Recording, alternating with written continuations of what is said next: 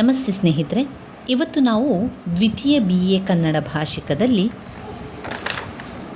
ಪ್ರಾಚೀನ ಕನ್ನಡ ಕಾವ್ಯಗಳ ಅಭ್ಯಾಸವನ್ನು ಮಾಡ್ತಾ ಹೋಗುವ.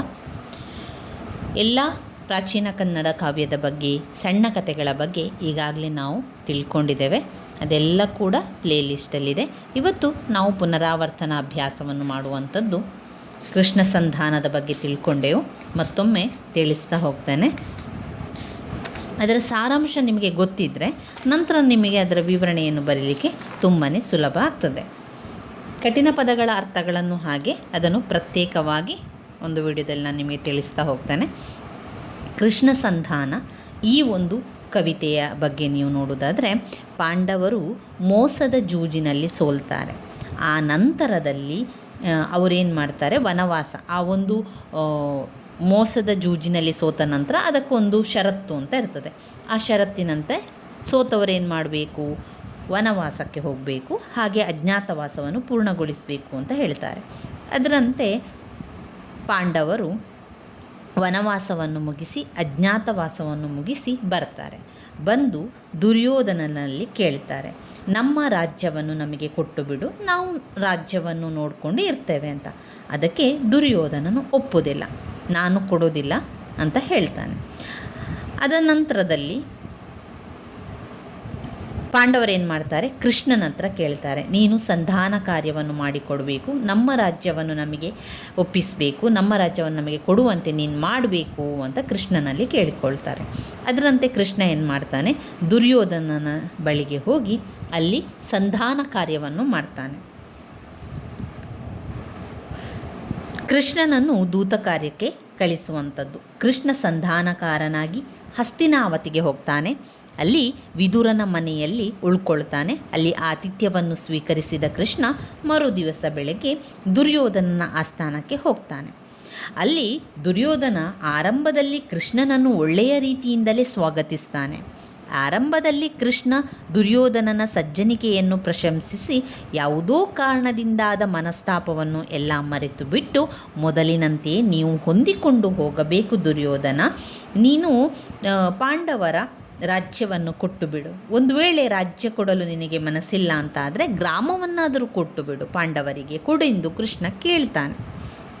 ಇದರಿಂದ ಕೋಪಗೊಂಡಂತಹ ದುರ್ಯೋಧನನು, ನೋಡು ಕೃಷ್ಣ, ಗೊಲ್ಲರ ರೀತಿಗೆ ತಕ್ಕಂತೆ ಮಾತನಾಡುತ್ತಿರುವೆ, ಸಾಮಭೇದ ಬಳಸಿಕೊಂಡು ಕುಟುಂಬವನ್ನೇ ಛಿದ್ರ ಮಾಡಿಬಿಡುವೆ ಎಂದು ಕೃಷ್ಣನನ್ನೇ ದೂಷಣೆ ಮಾಡ್ತಾನೆ. ಯಾರು? ದುರ್ಯೋಧನ. ಆಗ ಕೃಷ್ಣ ದುರ್ಯೋಧನನಿಗೆ ಕೆಲವೊಂದು ಮಾತುಗಳನ್ನು ಹೇಳ್ತಾನೆ. ನೀನು ಎಷ್ಟೋ ಕಷ್ಟದ ಸಂದರ್ಭದಲ್ಲಿದ್ದೆ ದುರ್ಯೋಧನ, ಆವಾಗ ನಿನ್ನನ್ನು ಕಾಪಾಡಿದವರು ಪಾಂಡವರು, ಅದನ್ನು ನೀನು ನೆನಪಲ್ಲಿಟ್ಕೋ, ಪಾಂಡವರ ಶೌರ್ಯವನ್ನು ನೆನಪಿಸಿಕೋ ಎಂದು ಎಚ್ಚರಿಕೆಯ ಮಾತುಗಳನ್ನು ಕೃಷ್ಣ ಹೇಳ್ತಾನೆ. ಯಾರಿಗೆ? ದುರ್ಯೋಧನನಿಗೆ. ಅದೆಲ್ಲ ಕೂಡ ದುರ್ಯೋಧನಿಗೆ ಸಿಟ್ಟು ತರುವಂಥದ್ದು.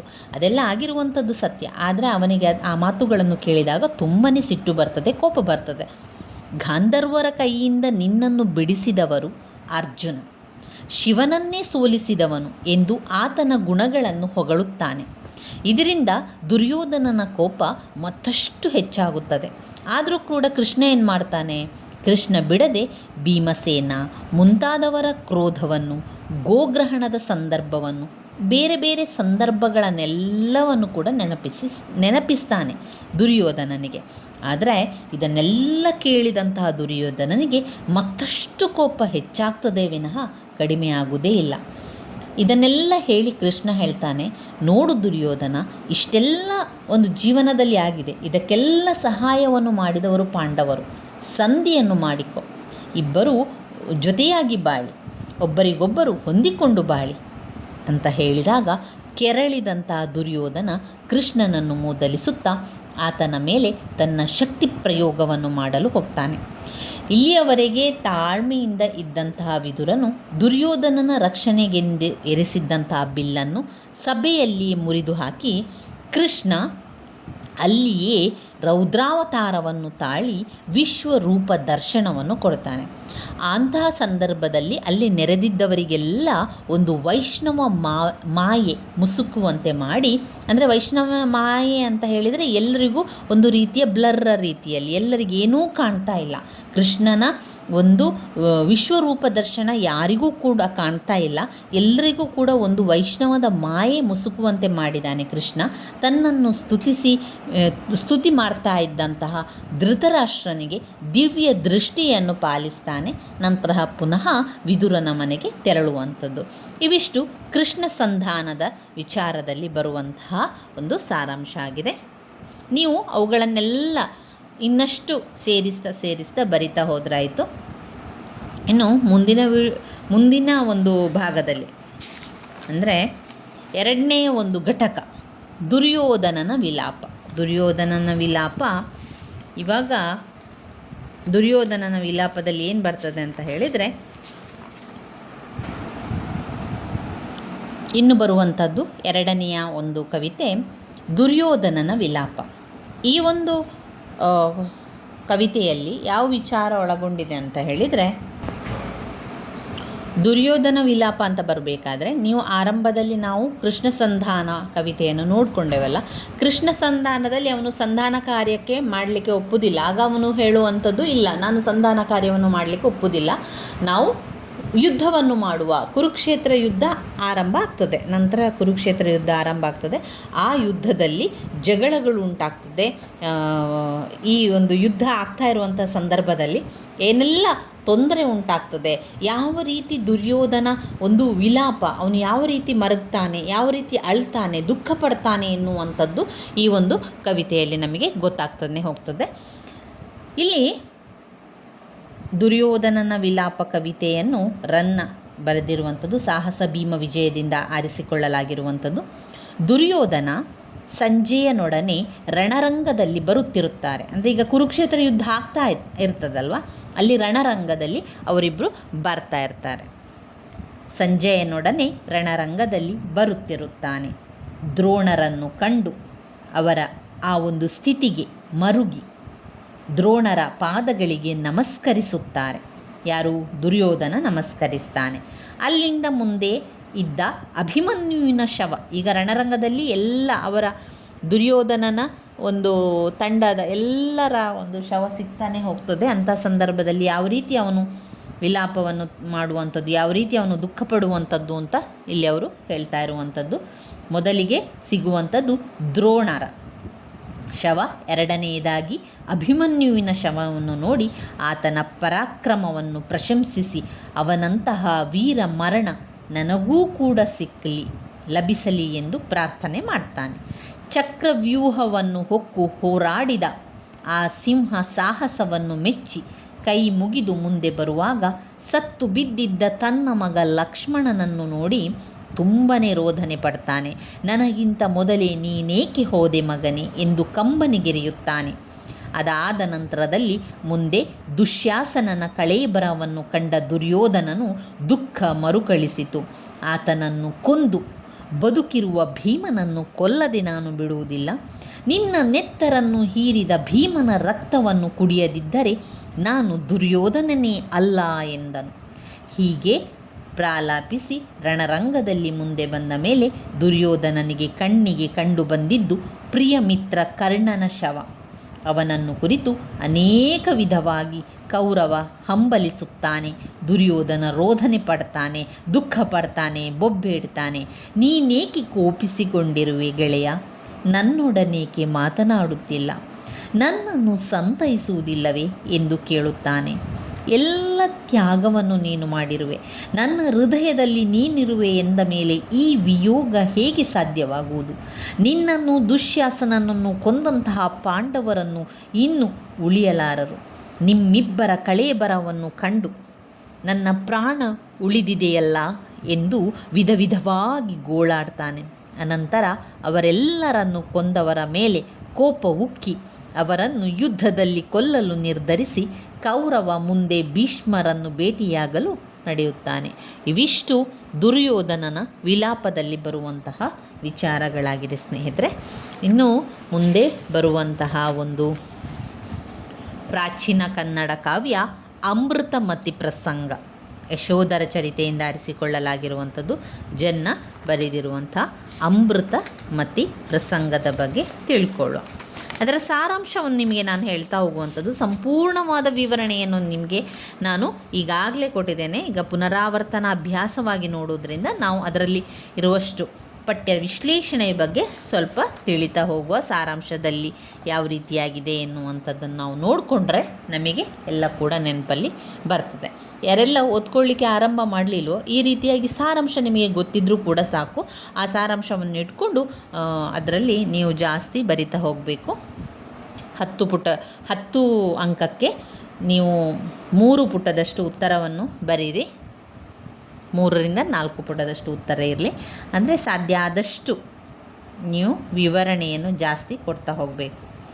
ಇಲ್ಲಿ ಅಮೃತಮತಿ ಪ್ರಸಂಗದಲ್ಲಿ ಯಶೋಧರ ಅಮೃತಮತಿಯರು ಇಬ್ಬರೂ ಕೂಡ ಒಂದು ಒಳ್ಳೆಯ ಅನ್ಯೋನ್ಯವಾದ ದಂಪತಿಗಳಾಗಿದ್ದರು. ಒಂದು ದಿನ ರಾತ್ರಿ ಶಯ್ಯಾಗೃಹದಲ್ಲಿ ದಂಪತಿಗಳು ಮಲಗಿರುವಾಗ ಸರಿ ರಾತ್ರಿಯಲ್ಲಿ ಅರಮನೆಯ ಪಕ್ಕದಲ್ಲಿದ್ದ ಪಟ್ಟದಾನೆಯ ಮಾವಾಟಿಗ ತನ್ನ ವಿನೋದಕ್ಕೆಂದು ಹಾಡತೊಡಗಿರ್ತಾನೆ. ಆ ಹಾಡನ್ನು ಕೇಳಿ ಅಮೃತಮತಿಯ ನಿದ್ರೆ ತಿಳಿದೆದ್ದು ಅವನ ಇನಿದನೆಗೆ ವಶಳಾಗಿ ಅವನಾರೆಂದು ತಿಳಿಯದೆ ಆ ಹಾಡುಗಾರನಲ್ಲಿ ಮೋಹಗೊಳ್ತಾಳೆ. ತನ್ನ ಆಪ್ತ ಸಖಿಯನ್ನು ಕಳುಹಿಸಿ ಅವನಾರೆಂದು ತಿಳಿದು ಬರಲು ಹೇಳ್ತಾಳೆ. ಅವನಲ್ಲಿ ಹೋಗಿದ್ದ ಸಖಿ ಆತನ ಕುರೂಪತೆಯನ್ನು ವರ್ಣಿಸಿದರೂ ಅದರಿಂದ ಅಮೃತಮತಿಗೆ ಏನೂ ಬೇಸರವಾಗಲಿಲ್ಲ. ತನ್ನ ದೂತಿಯ ನೆರವಿನಿಂದ ಅವನನ್ನೇ ಪ್ರೀತಿಸಿ ಅವನನ್ನೇ ಕೂಡುವಂಥದ್ದು. ಅವಕಾಶ ಸಿಕ್ಕಾಗಲೆಲ್ಲ ಅವನ ಬಳಿಯೇ ಇರುತ್ತಿದ್ದ ಅಮೃತಮತಿಯ ನಡತೆ ಯಶೋಧರನ ಸಂಶಯಕ್ಕೆ ಕಾರಣವಾಯಿತು. ಯಶೋಧರನ ಸಂಶಯಕ್ಕೆ ಕಾರಣ ಆಗ್ತದೆ. ಒಂದು ದಿವಸ ನಿದ್ರೆಯಲ್ಲಿರುವಂತೆ ನಟಿಸಿದಂಥ ಯಶೋಧರನ ಬಳಿಯಿಂದ ಅಮೃತಮತಿ ಹೊರಟಾಗ ಅವನು ಆಕೆಯನ್ನು ಹಿಂಬಾಲಿಸಿದ. ಅಲ್ಲಿ ಆಕೆಯನ್ನು ತಡವಾಗಿ ಬಂದದ್ದಕ್ಕೆ ಆ ಅಷ್ಟವಕ್ರ ಕೋಪದಿಂದ ಹೊಡೆದಾಗ ಅಮೃತಮತಿ ದೊರೆಯಿಂದ ತಡವಾದುದೆಂದು ಹೇಳಿ ಕ್ಷಮೆ ಕೇಳುವುದಲ್ಲದೆ ಲೋಕದ ಗಂಡಸರೆಲ್ಲ ನನಗೆ ಸೋದರರು ಎನ್ನುತ್ತಾಳೆ. ಅಲ್ಲಿಯೇ ಅವರನ್ನು ಕೊಲ್ಲಬೇಕೆಂದುಕೊಂಡಿದ್ದ ಯಶೋಧರ ವಿವೇಕದಿಂದ ಹಿಂದಿರುಗುತ್ತಾನೆ. ತನ್ನ ಸಮಸ್ಯೆಯನ್ನು ಯಾರಲ್ಲಿಯೂ ಹೇಳಿಕೊಳ್ಳಲಾಗದೆ ತಾಯಿಯ ಬಳಿ ಹೇಳಿದಾಗ ಆಕೆ ಹಿಟ್ಟಿನ ಕೋಳಿಯನ್ನು ಬಲಿ ಕೊಡಲು ಹೇಳುತ್ತಾಳೆ. ತನಗೆ ಇಷ್ಟವಿಲ್ಲದಿದ್ದರೂ ಯಶೋಧರ ಅದಕ್ಕೆ ಒಪ್ಪುತ್ತಾನೆ. ಸುಂದರವಾಗಿದ್ದ ಕೋಳಿಯ ದೇಹದಲ್ಲಿ ಬೆಂತರವೊಂದು ಸೇರಿಕೊಂಡಿರ್ತದೆ. ಬಲಿ ಕೊಟ್ಟ ತಕ್ಷಣ ಅದು ಕೂಗಿಕೊಂಡು ಹಾರುತ್ತಾ ಹೋಗ್ತದೆ. ಇದರಿಂದ ಚಿಂತೆಗೊಳಗಾದ ಯಶೋಧರ ರಾಜ್ಯವನ್ನು ತ್ಯಜಿಸುವ ತೀರ್ಮಾನಕ್ಕೆ ಬರುತ್ತಾನೆ. ಇವಿಷ್ಟು ಅಮೃತಮತಿ ಪ್ರಸಂಗದಲ್ಲಿ ಬರುವಂಥದ್ದು. ಇದರಲ್ಲಿ ಕತೆ ಯಾವ ರೀತಿಯಲ್ಲಿ ಹೋಗಿರ್ತದೆ ಅಂತ ಹೇಳಿದರೆ, ಜೀವನದಲ್ಲಿ ಸರಿಯಾದ ಸ್ಮೃತಿ ಕೌಶಲ ಮತಿಗಳನ್ನು ಹೊಂದಿದ್ದು ವ್ಯವಹರಿಸಿದರೆ ಅವರನ್ನು ಪ್ರಜ್ಞಾವಂತರೆಂದು ಕರೆಯಬಹುದು. ಇಲ್ಲಿ ಅಂತಹ ಯಾವ ಪ್ರಜ್ಞೆಯಾಗಲಿ ಮೌಲ್ಯಗಳಾಗಲಿ ಇಟ್ಟುಕೊಳ್ಳದೆ ಎಲ್ಲ ರೀತಿಯ ಪಾತಕಗಳನ್ನೇ ಮಾಡಿ ನರಕಕ್ಕೆ ಹೋದ ಅಮೃತಮತಿಯ ಕಥೆಯನ್ನು ಜನ್ನ ನಿರೂಪಿಸಿದ್ದಾನೆ. ಯಶೋಧರ ಚರಿತೆಯಲ್ಲಿನ ಅತೀ ಮುಖ್ಯವಾದ ಪ್ರಸಂಗವಿದು. ಅಮೃತಮತಿ ರಾಣಿಯಾಗಿದ್ದವಳು ಯಶೋಧರನನ್ನು ಪತಿಯಾಗಿ ಪಡೆದಿದ್ದಳು. ಆತ ರೂಪವಂತ, ಗುಣವಂತ, ಧೈರ್ಯವಂತ ಹೀಗಿದ್ದರೂ ಕೂಡ ತಮ್ಮ ರಾಜ್ಯದಲ್ಲೇ ಇದ್ದಂಥ ಒಬ್ಬ ಅಷ್ಟವಕ್ರನಿಗೆ ಆಕೆ ಮನಸೋತಳೆಂದರೆ ನಿಜಕ್ಕೂ ಆಲೋಚಿಸಬೇಕಾದಂಥ ಸಂಗತಿ. ಒಬ್ಬ ಮಾವಾಟಿಕನ ಹಾಡು ಆಕೆಯ ಚಿತ್ತವನ್ನೇ ಕಲುಕಿಬಿಡುತ್ತದೆ. ಈ ಪ್ರಸಂಗವನ್ನು ಜನ್ನ ವೈರಾಗ್ಯ ಹುಟ್ಟುವ ಕಾರಣಕ್ಕಾಗಿ ಬಳಸಿಕೊಂಡಿದ್ದರೂ ಕೂಡ ಇಂತಹದೊಂದು ಅಸಹಜ ಪ್ರಸಂಗದ ಅನಿವಾರ್ಯತೆ ಸತ್ಯವನ್ನು ಎದುರಿಗೆ ತಂದಿಟ್ಟಂತೆ ಭಾಸವಾಗುತ್ತದೆ. ಗೀತೆಯ ದನಿಯನ್ನು ಕೇಳಿಯೇ ಅಮೃತಮತಿ ಸೋತು ಬಿಡುತ್ತಾಳೆ. ಪುಳಿಂದನ ಕಣೆಗಟ್ಟಿನಿಂದ ವನಹರಿಣಿಯವಳು ಬೆಂದ ಬಿದಿಗೆ ಕಣ್ಣಿ ಲುಕ್ಕುಂ ಪೊಲ್ಲಮೆ ಲೇಸು ನಲ್ಲರ ಮೇಯೋಳ್ ಚಿತ್ರಮ ಪಾತ್ರೆ ರಮತೆ ನಾರಿ ಎನ್ನುವ ಜನ್ನನ ಮಾತುಗಳು ಅಮೃತಮತಿಯ ವಿಕಲ್ಪದ ಮನಸ್ಸಿಗೆ ಸಾಕ್ಷಿಯಾಗುವಂತಿದೆ. ದೂತಿಯು ಆತನ ಅಸಹ್ಯಕರವಾದ ರೂಪವನ್ನು ವಿವರಿಸಿದರೂ ಅಮೃತಮತಿಗೆ ಅಸಹ್ಯವಾಗುವುದಿಲ್ಲ. ಕರಿ ದಾ ದೊಡೆ ಕತ್ತುರಿಯಂ ಮುರುಡ ದೊಡೆ ಮಲೆಯ ಜಂಗಳು ಎಂದು ಆ ರೂಪವನ್ನೇ ಪ್ರೀತಿಸುತ್ತಾಳೆ. ತಾನು ತಡವಾಗಿ ಓದುವುದಕ್ಕಾಗಿ ಹಿಡಿದ ಆ ಮಾವಾಟಿಕನ ಕಾಲ ಮೇಲೆ ಕೇರೆ ಪೊರಳುವಂತೆ ಪೊರಳ್ ಎನ್ನುವಾಗ ಜನ್ನನ ಕಾವ್ಯ ಕೌಶಲ್ಯ ಚಿತ್ರವೊಂದನ್ನು ಕಣ್ಮುಂದೆಯೇ ಹರಿವಂತಿದೆ ಎನ್ನಿಸುತ್ತದೆ. ತಾನು ದೊರೆಯೊಡನಿದ್ದ ಕಾರಣ ಬರುವುದು ತಡವಾಯಿತೆಂದು ಅಮೃತಮತಿ ಕ್ಷಮೆ ಕೇಳಿ, ಪ್ರಪಂಚದ ಗಂಡಸರೆಲ್ಲ ನನಗೆ ಸೋದರರೆಂದಾಗ ಯಶೋಧರ ಪ್ರಜ್ಞಾವಂತ ಮನಸ್ಸಿಗೆ ಅವನಿಗೆ ಆದ ಆಘಾತ ಎಷ್ಟಿರಬಹುದು. ಆದರೂ ಅವರನ್ನು ಕೊಲ್ಲದೆ ಮುಕ್ತಿ ಎಡೆಗೆ ಆಲೋಚಿಸುವ ಉತ್ತಮ ವ್ಯಕ್ತಿಯಾಗಿ ಯಶೋಧರ ಕಾಣಿಸಿಕೊಳ್ಳುತ್ತಾನೆ. ಅವಳನ್ನು ಪರೀಕ್ಷಿಸಬೇಕೆಂದೇ ರಾಜ ಮರುದಿನ ಅವಳನ್ನು ನೈದಿಲೆಯ ಹೂವಿನಿಂದ ಹೊಡೆದರೆ ಅದನ್ನು ಸಹಿಸದ ಅಮೃತಮತಿ ಮೂರ್ಛೆ ಹೋಗುತ್ತಾಳೆ. ಇಂದು ನಿನಗೆ ಬಂದ ಸಾವು ಹೇಗೋ ದೈವದಿಂದ ಪರಿಹಾರವಾಯಿತು, ಆದರೆ ಈ ನೈದಿಲೆ ನಿನಗೆ ಸಾವಾಯಿತು ಎಂದು ಸೂಕ್ಷ್ಮವಾಗಿ ಹಿಂದಿನ ರಾತ್ರಿಯ ಸಂಗತಿಯನ್ನು ಯಶೋಧರ ಸೂಚಿಸಿದಾಗ ಅಮೃತಮತಿಗೆ ಅದರ ಅರಿವಾಗುತ್ತದೆ. ಯಶೋಧರ ತಾಯಿಯ ಬಳಿ ಸೂಕ್ಷ್ಮವಾಗಿ ಕನಸಿನ ರೂಪದಲ್ಲಿ ಹೊಂದಾವರೆ ಕೊಳದ ಹಂಸ ಕೊಳೆತ ತಾವರೆಯ ಕೊಳದಲ್ಲಿ ಆಡುತ್ತಿತ್ತು ಎಂದು ಹೇಳಿದಾಗ ತಾಯಿ ಬಲಿಯನ್ನು ಕೊಡಲು ಹೇಳುತ್ತಾಳೆ. ಹಿಟ್ಟಿನ ಕೋಳಿಯ ಚಂದವನ್ನು ನೋಡಿ ಬೆಂತರ ಸೇರಿ ಕೋಳಿಯನ್ನು ಕೊಂದಾಗ ಹೊರಬರುತ್ತದೆ. ಆಗ ಯಶೋಧರ ತಾನು ಮಾಡಿದ ಹಿಂಸೆಯನ್ನು ಪರಿಹರಿಸಿಕೊಳ್ಳಲು ರಾಜ್ಯವನ್ನೇ ತ್ಯಜಿಸಲು ಪ್ರಯತ್ನಿಸುತ್ತಾನೆ. ತಾಯಿಯ ಮೋಹ ಪತ್ನಿಯ ಮೋಸದ ನಡುವೆ ಸಿಕ್ಕಿ ತೊಳಲಾಡುವ ಯಶೋಧರನ ಚಿತ್ರಣ ಜನ್ನನಲ್ಲಿ ಸಂಘರ್ಷಗಳ ಪ್ರತಿಮೆಯಾಗಿ ಮೂಡಿಬಂದಿದೆ. ಇವಿಷ್ಟು ವಿಚಾರಗಳು ಯಶೋಧರ ಚರಿತೆಯಲ್ಲಿ ಬರುವಂತಹ ಸಾರಾಂಶ ಆಗಿದೆ, ವಿಶ್ಲೇಷಣೆಯಾಗಿದೆ.